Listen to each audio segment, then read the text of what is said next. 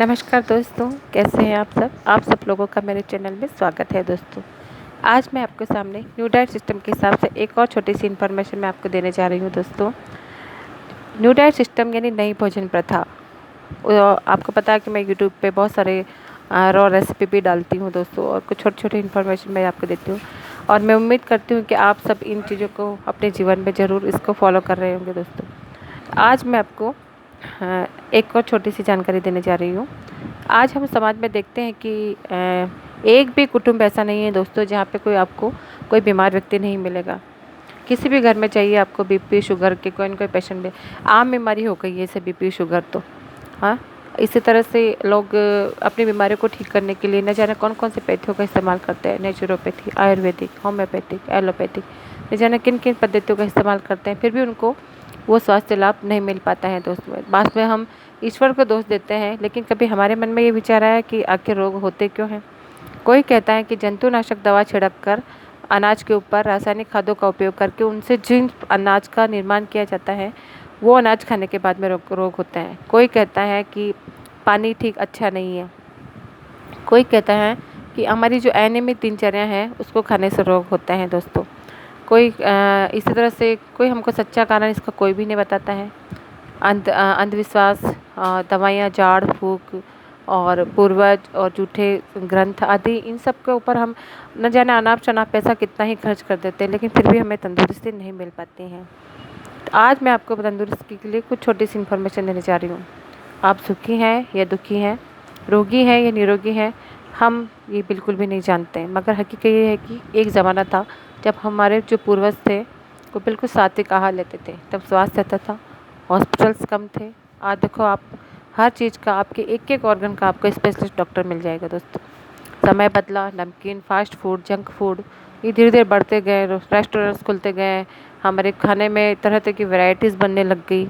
हम लोग मिर्च मसालों का उपयोग ज़्यादा करने लग गए, और व्यंजनों की भरमार के कारण आज आपको हर घर में बीपी और शुगर का पेशेंट मिल जाएगा दोस्तों। और ये एक आधुनिक युग आ गया। हम रसोई घर से रेस्टोरेंट तक, और रेस्टोरेंट से होटल, और हॉस्टल से हॉस्पिटल तक पहुंच गए हैं। महंगे नमकीन, मिठाई और बाहर के जो लुभावनी चीज़ें हैं उनमें हम अपना सुख खोजने लगे दोस्तों। हमारे जो दादा परदादा की जो तंदुरुस्ती है उनको हम नज़रअंदाज करके गए।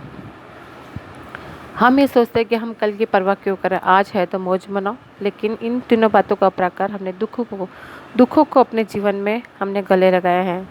बाहर के स्वादिष्ट व्यंजन और अस्पताल के बिल चुकाने के हम लोग काबिल हो गए। आज हम कितने तरह के नए नए रोग, जो उनकी रिपोर्ट, दवा खाने के खर्चीले ऑपरेशन को अपने सेवन की दुर्दशा बन गई है दोस्तों, दुर्दशा मान गया है। तंदुरुस्ती के बारे में सोचना हम लोग तो जैसे सोचना ही भूल गए हैं दोस्तों।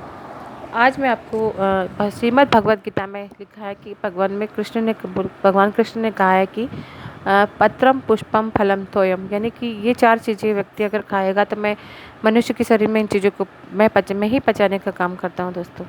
तो आज मैं कच्ची चीज़ों के बारे में आपको थोड़ा सा बता रही हूँ। साग भाजी जो होती है वो, उसमें क्या क्या खा सकते हो आप। गाजर, ककड़ी, मूला, टिंडा, गोभी, गाजर के पत्ते, बीट और गिलका, तोरी, जितनी भी हरी सब्जी आती है उनको आप साग भाजी के रूप में खा सकते हो। फलों के रूप में आप सेब, संतरा, मौसमी, चीकू, सीताफल, अंगूर, पपीता, अनानास, स्ट्रॉबेरी, चेरी, तरबूज, खरबूज, आप ही नाशपाती, सारे फ्रूट्स को आप खा सकते हो दोस्तों। सूखे में आप काजू, बादाम, मुनक्का, जर्दालू और खारक, अखरोट, पिस्ता, ये इसमें आते हैं दोस्तों। अंकुरित दालों में आप रजका, जिसमें कि अल्फ़ा बहुत ज़्यादा होता है, जौ, देसी चना, मूंग, मटर के दाने, सोयाबीन्स और राजमा, उड़द, ये सब चीज़ें अंकुरित दालों में आती हैं। वेजिटेबल जूस में जैसे लौकी का जूस, कद्दू का जूस और गाजर, पुदीना, गोभी, नींबू, हरा धनिया, टमाटर इत्यादि का आप जूस बना के आप पी सकते हैं दोस्तों। फलों को जूस में जैसे आप अनानास, संतरा, अंगूर, एप्पल, खरबूज, तरबूज, इन सब का जूस भी आप बना के पी सकते हैं दोस्तों। बहुत सारी चीज़ें हर सीज़न में ईश्वर ने हमको अलग अलग चीज़ें दी हैं।